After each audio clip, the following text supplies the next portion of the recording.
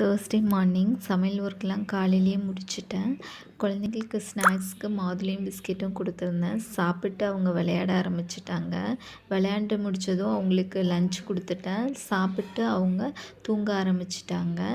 தூங்கினதுக்கு பிறகு குட்டி பாப்பா மட்டும் முழிச்சிருந்தா. சரி குட்டி பாப்பாவை கொஞ்சம் படுக்க வச்சுட்டு கொஞ்சம் வேலை இருந்துச்சு, அதெல்லாம் பார்த்து முடிச்சுட்டு குட்டி பாப்பாவும் தூங்க வச்சுட்டு நானும் கொஞ்சம் ரெஸ்ட் எடுக்க ஆரம்பிச்சிட்டேன்.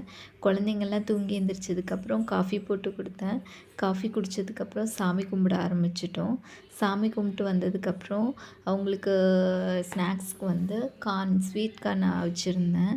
அதை கொடுத்துருந்தேன். அவங்க சாப்பிட்டு அவங்க அப்பாவும் ஒரு 7 o'clock வந்துட்டாங்க. அவங்க அப்பா கூட விளையாட ஆரம்பிச்சிட்டாங்க. 3 பேருமே ஜாலியாக விளையாண்டுருந்தாங்க அவங்க அப்பா கூட. குட்டி பாப்பாவுக்கு சிரிப்பே தாங்கலை. அவ்வளோ அவங்க அப்பாவை பார்த்த உடனே ஜாலியாக விளையாட ஆரம்பிச்சிட்டாங்க. அதுக்கப்புறம் நைட்டு டிஃபனுக்கு வந்து ஆப்பம்தான் வச்சுருந்தோம். சரி ஹெல்த்தியாக குழந்தைங்களுக்கு ஏதாச்சும் கொடுக்கலாமேன்ட்டு பீட்ரூட் சீவி வதக்கி அது கூட மிக்ஸ் பண்ணி குழந்தைங்களுக்கு வந்து பீட்ரூட் ஆப்பம் சுட்டு கொடுத்தேன். குழந்தைங்க ரொம்ப விரும்பி சாப்பிட்டாங்க. ஹரிஷும் வந்து நான் தான் சுடுவேன் அப்படின்னு ஒரே அடம். சரி அவனையும் வச்சுக்கிட்டே ஆப்பம் சுட ஆரம்பிச்சிட்டேங்க.